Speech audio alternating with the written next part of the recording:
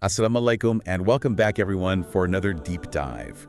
This time we're going to be taking a look at Surah Al-Layl, the 92nd chapter of the Quran.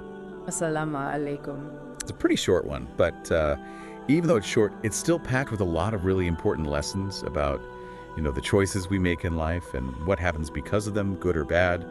Really gets at the core of Islam, faith, good deeds, and being responsible for what we do. Exactly. I mean, it really digs deep into those two big paths we can choose from, a righteous life or a wicked one, and what happens at the end of each of those paths. Right from the beginning, the surah kicks off with this really powerful image. It's like almost a cosmic announcement. In the first 4 verses, it says, "By the night when it covers and the day when it shines, and by Al-Layl who created male and female, surely the ends you strive for are diverse."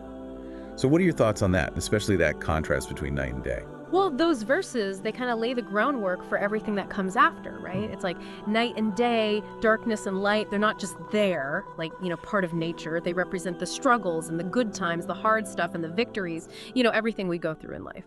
And then when it talks about how Allah created male and female, that's showing us how everyone's experience is different. Everyone wants different things. And because of all that, the Surah is saying that the paths we pick, the ends you strive for, are going to be just as different, and they'll take us to very different outcomes. So it's saying that just like night and day are totally separate things, the path of righteousness and the path of wickedness are separate too.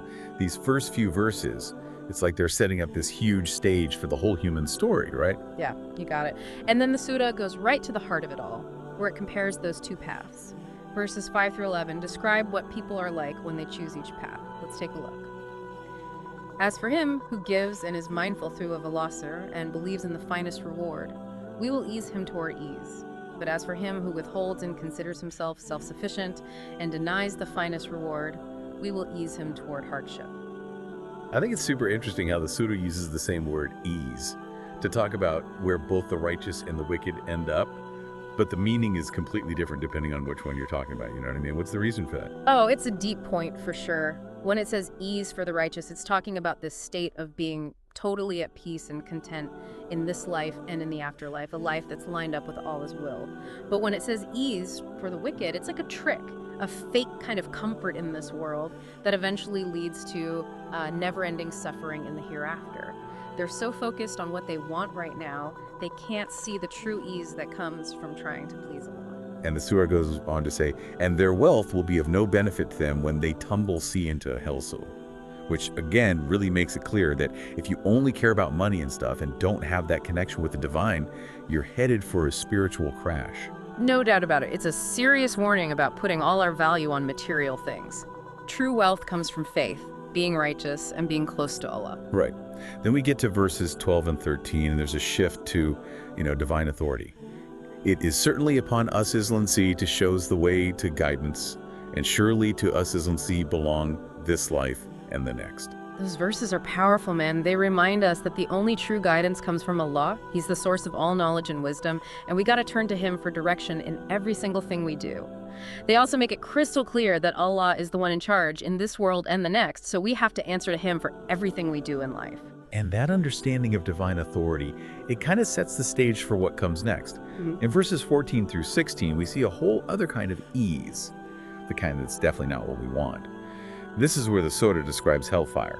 "And so I have warned you of raging fire, in which none will burn except the most wretched who deny and turn away." Now this is where it gets real, This is a serious wake-up call about what happens when you reject faith and take the wrong path. The way the surah describes it is so vivid, so powerful.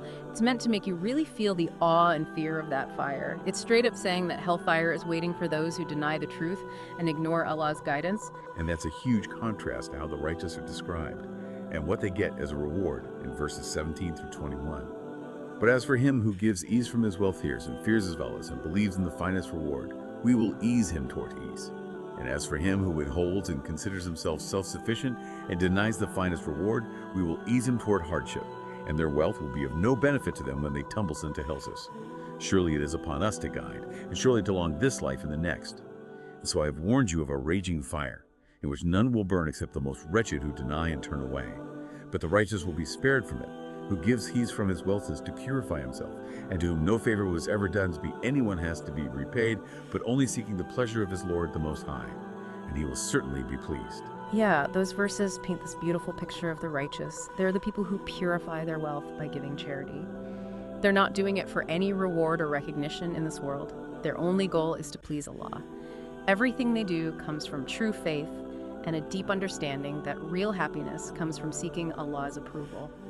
What do they get in return? Pure joy and contentment.